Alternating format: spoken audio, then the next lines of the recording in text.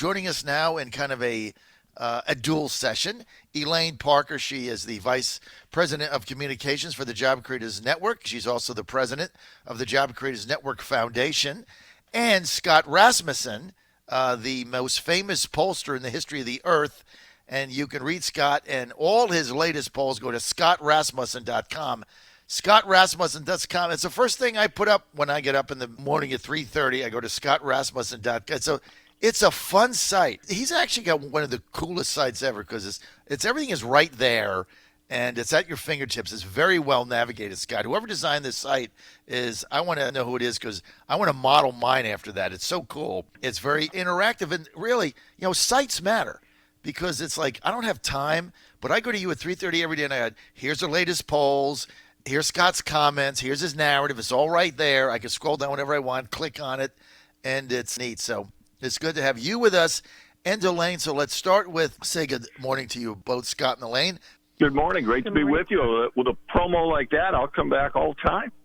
I know, because it's so great. Of course, Scott is the only pollster that I really pay attention to because all the others are fake news. They're push polls. They're all for a narrative. When I used to do CBS polls, when I carried CBS, it was complete nonsense. All they wanted to do was find a way to get their poll to meet their narrative. So I even stopped carrying it. But I want to get, Scott, I'll get to Elaine in a minute. I want to get to one of your polls that came out yesterday, and Nancy Pelosi viewed unfavorably by 50%, almost 50% of Americans, 49% unfavorable to 37% positive, and she's essentially running for re-election as Speaker in 2020. Those numbers are pretty bad, don't you agree? Well, one of the great things about being a famous congressperson is the more people know you, the higher your unfavorables get. Nancy Pelosi, very well known, of course, and her numbers right now aren't all that different than they were last September and October when she was hoping to become the new Speaker of the House. She had a really good stretch in the first month or so of the new Congress, and people were cheering, and her numbers got to almost even, but now they're right back to where they were. She is the best known of all the congressional leaders and the most disliked. How did the Democrats win re-election to the House when their leader is under water like that? Is it all politics? Well, yeah, look, there's a lot of things that create problems for political parties, but having the speakers numbers like this aren't among them. Democrats continue to strongly support her, at least, at this point in time. So that's a good thing if you're the speaker and you want to keep your job. And on top of that, if you and I have a conversation because we live and breathe this political world, we say Nancy Pelosi, we make a whole bunch of policy connections. Only 7 out of 10 voters know that Nancy Pelosi is a Democrat.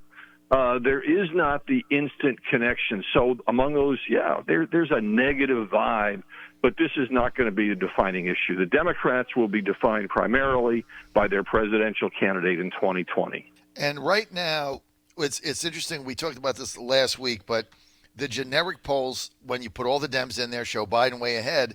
But when you drill it down to Biden versus Warren, one he loses. Yeah, well, it's a toss-up. But, yes, it's clearly, look, Joe Biden has a lot to lose in the upcoming debates. You just had a news report about how he's being attacked on the Hyde Amendment. He's going to face lots of challenges.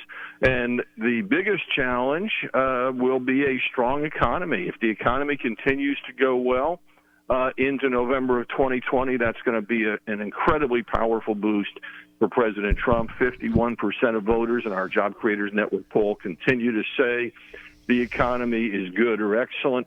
There has been a little bit of a jump in the last week or so in the number who think the economy is getting worse. Don't know if that's discussion of trade wars or government investigations of tech companies or whatever it might be. But still, the overall numbers on economic confidence are good. And that is likely to be the single most important factor, but not the only factor in the election. This segment brought to you by the Job Creators Network. Go to jobcreatorsnetwork.com for information. And we're with Scott Rasmussen, scottrasmussen.com, best pollster in the United States. Go to his site every day, especially when you get to Scott Rasmussen's number of the day. Here was his number of the day yesterday. This is another thing I love. Scott, I love your site. Here's his number of the day. I wait for it to come out. And there's stuff you wouldn't expect. Here's his number of the day yesterday. 47% of voters believe stores and restaurants should be required to accept cash. Yeah, accept cash, for heaven's sake. I mean, that aggravates me when I want to pay cash and I can't pay cash. Sometimes, like, I don't want, because everything I buy in my life on a credit card, every single thing is tracked by my wife. Sometimes I just don't want to deal with it. I just want to, like, why did you spend $50 at smoothie? I don't know. I took 3 baseball kits out. I don't want to deal with that. I just want to pay cash, and they don't take cash. I'm in that 47%, Scott. Has nothing to do with what we're talking about, though. But I'm in that 47%. Well, there's a lot of fun numbers, and and they're really meant to spur discussions. Almost a third of people have had the experience you had. They wanted to pay cash and they couldn't. It's actually a bigger problem for lower-income Americans and younger Americans who haven't been able to get a credit card, so that does limit their options, although Venmo and other payment apps are beginning to fill that void. But, this is a discussion. Is this something that the stores should be allowed to do on their own and figure out the best way to serve their customers, or is it something that we need another regulation to deal with? And the whole point of putting out this number of the day is to highlight these facts and to get people thinking about it and talking about it. Well, my wife says I'm the only person in the history of America who spent $77 at Tropical Smoothie at one time. So, see, I don't want that tracked, so that's why I want to pay cash. I want to get to Elaine Parker, Vice President of Communications for Job Creators Network. Elaine, you heard the montage, Bernie Sanders going to Walmart. This is pretty interesting. He goes there and he says, we need to increase – you guys need to pay your workers a fair wage. We need to increase it to $15 an hour. And then Walmart CEO gets on there and says, yes, government has to get involved. The hell does government have to do with Walmart? I mean, all the guy has to do today is say, if you want to work here, the minimum I'm going to pay you is $15 an hour. And obviously, if they want to compete for good workers, they're going to have to pay more. Like, was it not bizarre that the chairman of Walmart agrees with Sanders and says the government needs to act? What does the government have to do with his company? It actually is very surprising to hear that from Walmart. The reality is we're seeing an economy that is driving wages up because labor is in such short supply. And most recently, I've heard Bank of America is actually raising its starting wage to $20 an hour. And that's not because of any government wage mandate. That's because the market is driving that. We're seeing wages grow faster than we've seen in a decade. We see the unemployment rate the lowest in half a century. And when you look at deep down into the demographic groups, whether it's women, Hispanic, Black, veterans, disabled, Asians, we're seeing the lowest unemployment rates in all of these groups than we've seen in years and years and years. All of those things are making our what we call free market work, and that's driving wages up. And we now have actually almost 2 million more jobs available than people. We don't need wage mandates. We need people to fill the jobs. So this is just the wrong direction. So, but why would the Walmart chairman say that we need government action on minimum wage when he can set his minimum wage in his own company now at 19 past the hour on June 6th? I just found it to be a bizarre statement coming from any company CEO. I need the government to mandate what I'm going to pay my employees. Basically what I got out of it, he's saying, well, I'd like to pay more, but I want everybody to pay more, because if everybody has to pay more, I have an advantage. The government gives me an advantage because I've got more money. That's the way I interpreted it. And that's the problem when government gets involved in these type of things is they pick winners and losers. So if they say everybody's got to pay $15 an hour, Walmart has an advantage over the mom and pop store down the street that maybe can pay $10 an hour. They have the deeper pockets to do that. So I think that's one of the issues. Scott Rasmussen, let's get to minimum wage being increased. And I'm in favor of it being increased because companies want better workers. They're going to have to pay more. What does your polling say? What is the general mood on that? Well, look, if we ask people, do you think the minimum wage should be higher? The answer is yes. People tend to have a pretty good idea of what the wage is, and I think the general range is they'd like it to be somewhere between $10 and $15 an hour. But the minute you dive into the details, you find a much more nuanced picture. We did some work with Job Creators Network, and the first thing you look at is people overwhelmingly think they tremendously overestimate the number of people who are working at the minimum wage. It is generally among young people and among people getting their first job. So when you ask, well, should there be an exception for teenagers? Should there be a lower wage for teenagers? People tend to think, yeah, because how else are they going to get that first job? Should there be a training wage so that someone who doesn't have work experience can get it? Yes. So there's this sense, again, of there should be a decent minimum wage, especially for people who have a family, for people who are a little bit on their career, but we need to make adjustments at the entry level so people can get that training. Another big issue is people recognize there are different costs of living in different parts of the country. So they think it would be better to have the wage adjusted for that. So there's this is one of the reasons so many people support having the minimum wage set at state and local levels rather than at the federal level. And then you get into the really complicated world of what about those who work for tips? 1 out of 5 Americans have worked for tips, and people tend to think, and especially those who have worked for tips, that they would make more money by being allowed to keep their tips rather than raising the wage and not getting the tips. So this is a great example of an issue that the attitude of the American people is, yes, we want everyone to earn more money. We want those people coming into the workforce to earn a living wage. We want them to have an opportunity to earn a lot more than that. The specifics of how you get there are much more nuanced. Thank you, Scott. Let's get back to Elaine, Vice President Communications, Job Creators Network. Elaine Parker, almost every Democratic presidential candidate now, except I think former Maryland Congressman John Delaney, has embraced universal health care, national health insurance, Medicare for all, whatever you want to term it. And obviously, whoever's the nominee, except if it's Delaney, which he's about 1,000 to 1, whoever the Democratic nominee is, that's going to be one of their platforms, whether it's Sanders or Biden or Kamala Harris or anybody else, Cory Booker, Elizabeth Warren. Why has that mantra been taken up now by so many people in America?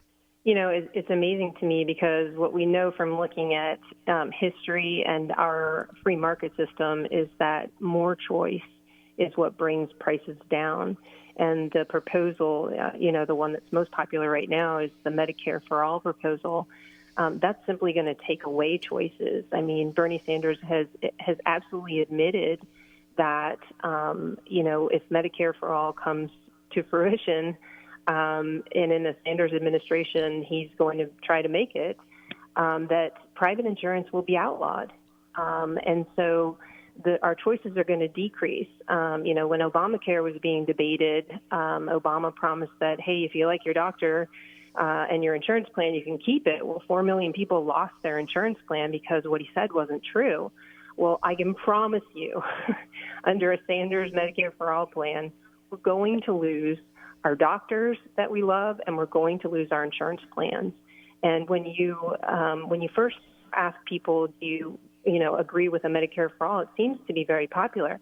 But when you dig down deeper and you start to ask people, well, do you want to keep your doctor? Do you want to keep your insurance plan? People don't want to give those things up. And so more choice is going to be a better option than less choice. It is going to be fascinating, Elaine, don't you agree, to see this debate play out in 2020? Because, again, regardless of the Democratic nominee, they're going to be forced to try to articulate and defend one of these plans. And the president's going to stand there on the stage and say, 25 million people right now are on private health insurance, and what do you want to tell them? So it's going to be interesting to see how this plays out. I want to get to tariffs and get back to Scott Rasmussen. Go to scottrasmussen.com for his polling every day. Okay, Scott, so the president says, I'm done with this illegal invasion of the southern border. I can't get Congress to act. I'm going to force the government of Mexico's hand. I'm going to do this by reverse carrot and a stick, which is you either step up to help us stop the flow of illegals coming in, or we're going to tariff you. Of course, the Wall Street Journal, Goldman Sachs, Lower Manhattan, all the propagandists blasting it, traditional Republicans blasting it yesterday, all the Democrats. Yet your poll comes out. I would expect the poll to say, 80% of Americans don't want that, right? Because 80% of, all the legacy media blasting it, Mitch McConnell blasting it, Ted Cruz, a whole bunch of them. Yet your poll comes out and it's 50-50. Why? Well, look, only 25% think the tariffs will be good for the economy. So people are expecting a little bit of short-term pain. In fact, they're fairly evenly divided as to whether it will hurt the U.S. or Mexico worse. And only 39% think that it's likely to get the Mexican government to change their policies, but 50% support it. I think the reason for this is basically that people are looking to try things. Franklin Roosevelt in 1932 said the country at that time was demanding bold, persistent experimentation. Try something. If it doesn't work, end it, and then try something else, but above all, try something. I think what voters are saying with this, the 50% who support this, a lot of them are saying we know it's going to have some negative impacts on our economic condition, but we have to try something. People are open to sending troops to the border. They're open to ending funding for sanctuary cities. They want employer sanctions enforced.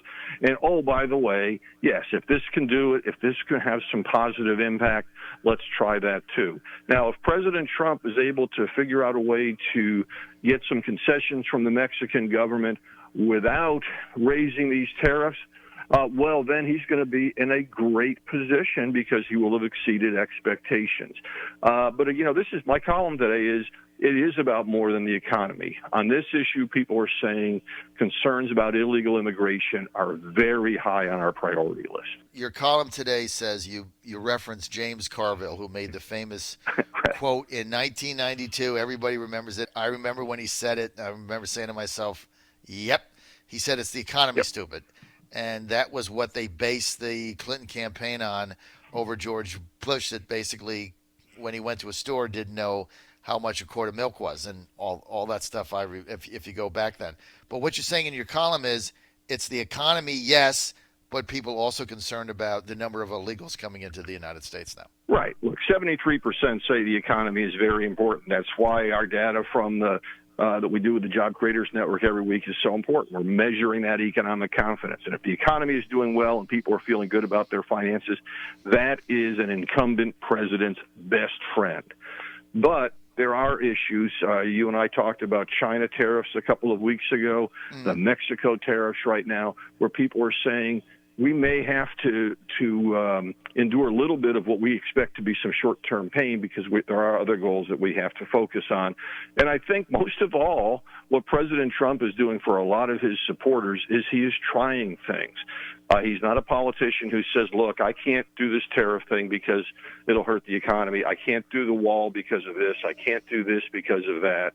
He's trying things, and I think that attitude really resonates with an awful lot of Americans.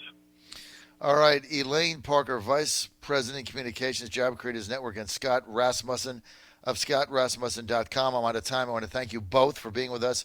Great segment. Go to ScottRasmussen.com. Also, go to thegreenrawdeal.com, thegreenrawdeal.com, or you can text us, join JCN to 52886. Join JCN to 52886. Do that now, and we'll be right on it. Join GCN 52886. Text us. Scott Rasmussen, Elaine Parker, thanks for being with us.